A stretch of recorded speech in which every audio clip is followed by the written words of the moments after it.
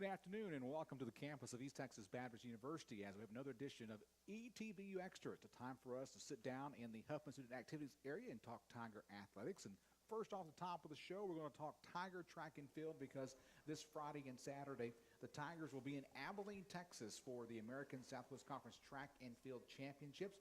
Joining me is the head coach of our track program here at ETBU, Coach Natalie. Prather, and Coach, this is what you've been working for all year. Are your athletes ready to go to Abilene this week? We are ready. We've worked very, very hard. I think that we're more prepared than we were last year. We're a lot more in shape. We're a lot stronger. We're a lot faster. So I'm excited for this weekend.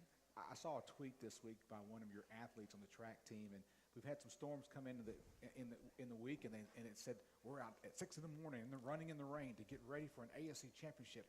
And so that's the kind of what's driving them is that, hey, we're going out there to make a difference. Yes, and that does help encourage them to continue with their workouts even when it's pouring down rain. And we've had a few of those this past week. So luckily, Marshall High School Athletic Complex allows our track team to go out and practice on their track around their football field at Maverick Stadium. Let's talk about the meet this week. What are you looking for?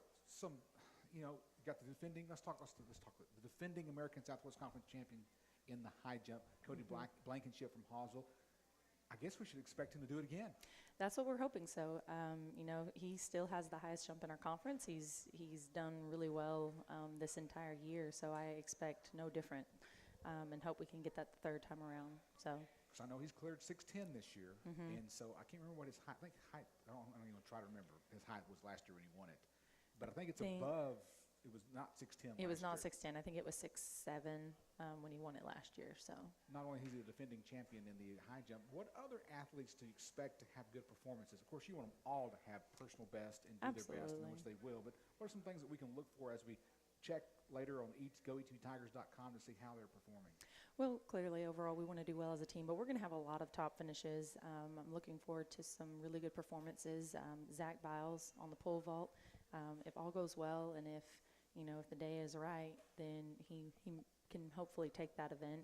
Hannah Godwin throwing the javelin, very strong javelin thrower, and who would have known? She's not thrown it before this semester or this season, and she's done really well. Of course, we've got some other top performances. Malik Gaffney, who you'll be talking to here soon, in the 100 and 200. I'm going to, expecting several of our sprinters to do really well, actually. And then Xavier Gray, also in the long jump and the triple jump. He's done well up against our conference competition this season, so I expect him to be able to do just as well at conference. Now, as you're talking about the various events, and one of those is javelin, and she's never thrown the javelin before, as a coach, how do you encourage an athlete to say, hey, have you thought about throwing the javelin? How do you encourage them to try something like that? You just get them excited. Get them excited and say, hey, you want to do something you've never done before and be the first person, the first female javelin thrower for ETBU track team. And so I guess it worked. Any length you throw, you're making a school record because you're the very first, and it's going to stay there. Every time. At an event like the javelin, as a coach, how do you teach them technique? Where do you don't tell them go to Google it, do you? No. I've attended many clinics, when I'm not coaching. So, I'm not going to say I know very much about the javelin, but I know enough to be able to also help guide them and bring the materials that they can use to kind of work on technique. And, honestly, we've got a couple javelin throwers now, and they're their best coaches, being able to work together and watch each other and, kind of critique each other. And so we do a lot of that. We do a lot of videoing so that they can watch it and we can analyze what do we need to do here to make it a little bit different. And we kind of implement that through every area in our team. Of course, West Texas is notorious for its wind. I haven't looked at the wind forecast for the weekend. If the winds do pick up, how do you change your strategy there? Well, we just always determine and decide that there will be wind in West Texas. We've never been out there with no wind, so we're prepared for it. There's no strategy except you just got to grin and bear it and do your absolute best because everyone's in the same boat except for the two that are from West Texas, but everyone else is.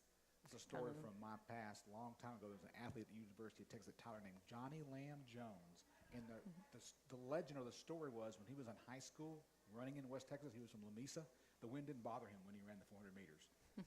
The wind's going to bother you. If you're going into a 30-mile-per-hour headwind, when you come around that corner and hit that wind, whoa, it makes it so much different. It will affect every event. So Well, Coach Prather, this is the third year for ETBU to have track and field at the NCAA Division III level.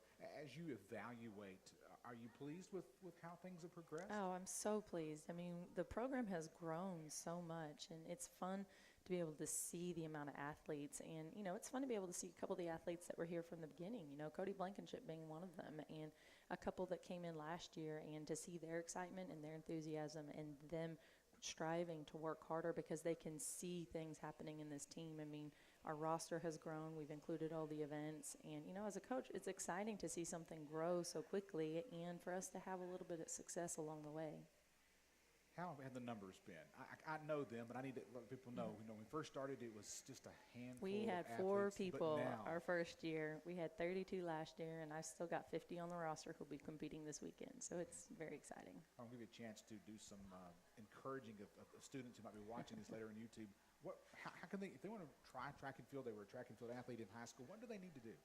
Well, they need to come talk to me first. In fact, I've been made aware of a few people that I've been told about on this campus that apparently are fairly good track athletes. So come talk to me because the program is growing. There's a lot of chances and opportunities here that you may not be aware of, and we would love to bring more people on. Of course, those opportunities are running big meets like the Texas Relays. Absolutely. If you qualify with the numbers, to travel with and do an NCAA sport while you're here at ETBU. Absolutely. Just the experience that we have here on campus. Any final thoughts, Coach Prather, as you head to the American Southwest Conference Track and Field Championships this weekend in Abilene? We are ready to go get them.